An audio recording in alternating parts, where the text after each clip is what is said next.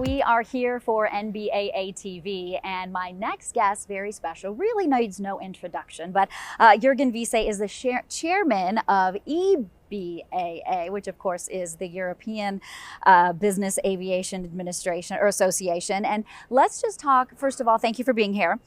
I would like to talk a little bit about what is happening in Europe. What is new and what are the things that you're focusing on right now? Thank you, Amy. I'm excited to be here, especially on the first day when everything is still being set up. But coming back to your question, what's going on in Europe? So about 4 years ago, a member of the European Parliament told us in a meeting, look, winter is coming to business aviation. And okay, we are in fall now, but we had a great summer and we want to avoid the winter. So the great summer, what was it? After COVID, we had a very rapid recovery of business aviation in Europe, of course, also due to the fact that airlines did not serve many routes, and that's our essential offer and service which we can bring as business aviation. We fly where others don't. So that brought new customers, and but now it's going back to normalize, and I think we are still happy with the traffic figures and the traffic volume being about 7 to 8% of the European traffic. But in terms of the challenges that the winter is coming and we want to avoid the winter, we see signs of foliage a little bit, if I stay with that picture. But on the other hand, we have ideas how to reduce the impact or reduce, let's say, the hardship through the winter times. And that means, so currently we have certain initiatives at the European level from states or even airports to reduce the amount of traffic from business aviation. We see it in Amsterdam, we see it in Portugal with extra taxes, we see it in France with initiatives to ban domestic flights, all these things. So that is something where the association actually together with members and partner associations within Europe, also because there are national associations also in some countries, which we have been quite successful in several aspects in the Netherlands, also in France, to, let's say, diminish the effects or also to push away some of these threats, let's say this way, by educating the opinion leaders, by educating policymakers.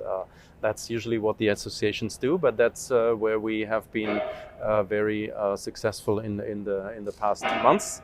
Another topic which is coming is the European emission trading system, an update of this emission trading system, which means that from 2026 onwards there will be no allowances, no free allowances anymore, but we have been very happy, or we are very happy that about 20 million allowances for emission trading have been set aside for the use of SAF, because SAF is the one instrument which we also need in business aviation.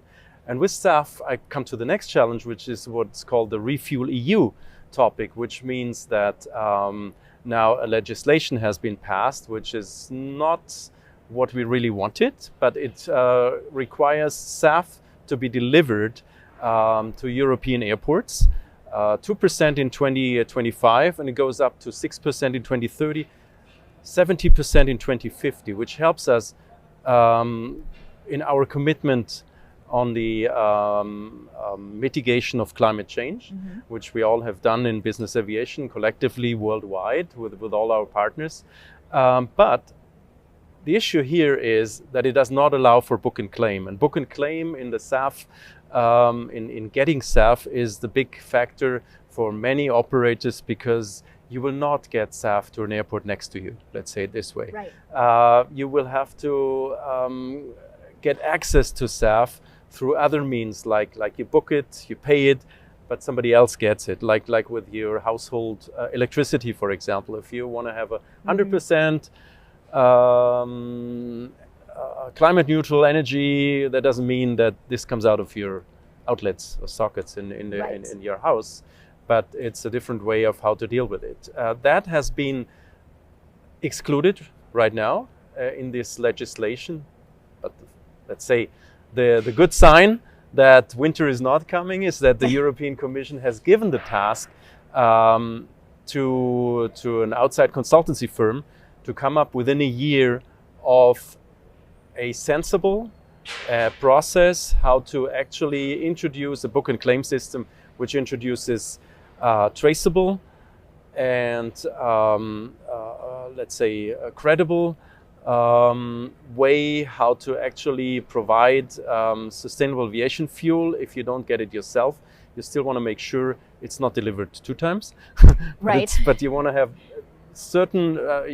certainty that you get the certificates which are traceable and which will then be retired once they are used. And so that's one of these things which is positive in that legislation, that there is the next step already prescribed for next year. So the legislation then says, okay, this is what needs to happen, and then it's on you to figure out how to make that happen. Right. That's the point. And we in business aviation want to make sure that the book and claim system will actually work for us, because especially as business aviation, we are mostly not flying to the large hubs. We are flying to the smaller airports, and that's how we want to do that, because not every small airport will get SAF. Well, the other point is what is called taxonomy, and it doesn't have anything to do with taxes, because some people think no, taxonomy is a term that means classification. So it's a classification of finance instruments, and taxonomy in that respect means that finance instruments are classified in terms of being sustainable or not sustainable. Currently, airlines and large aircraft manufacturers for airline type equipment are classified sustainable. Business aviation is not. So here it may be a big issue that business aviation will lack access to affordable lending, but also through that may be disadvantaged, because business aviation in essence is the catalyst for new innovations, for new technology. And if business aviation doesn't get the financing, so it will be delayed, because normally what the airlines do has already been invented for business aviation, talk winglets. So before any large Boeing 767 got winglets, so it was already invented years ago, years earlier in business aviation. So if that access to financing is reduced, then this may reduce the access or the innovation speed. Let's say it this way. So do you think that the winter is coming comment, was that just about COVID, or that was more about the sustainability, or that was kind of all encompassing? Actually, at that time already, it was not about COVID. It was before COVID, and it was already, look, climate change and business aviation doesn't match. You are the biggest polluters was the comment of that policymaker, and that's why we want winter to come for you. So that's why we are there now to also, together with our partners, like with the General Aviation Manufacturers Association, but also with NBAA, to come out with a messaging guide. And by the way, also the large OEMs sent their media experts into that too, into that working group. And we want to come up with a messaging guide that addresses policymakers, of course, our own industry. We will not go to the, let's say, we will not go out to the public and convince everyone at every kitchen table to talk about business aviation, but we have to talk to opinion leaders and make sure that the message goes out that business aviation actually is essential for economic development and connectivity. That's what we have done all the time. But we saw it in COVID. And that was one of the drivers why our traffic figures came up earlier, because people needed connectivity as soon as they had the opportunity, and the airlines didn't provide them. Now we want to continue to provide that connectivity, and it's essential, especially in Europe, between the outreaching regions. Same happens here in the US. Right. And so what are you most excited about this week? This week, here at base? Most excited about what I just saw in when I entered this hall and the complex of the convention center, is the innovation which is displayed front and center when you enter the Las Vegas Convention Center with the new technology coming in the advanced air mobility, urban air mobility, And we see these aircraft being displayed, being a mock-up, but also some of them are actually flying. There's, I think, a flying demo. I will definitely have to see that on the volocopter.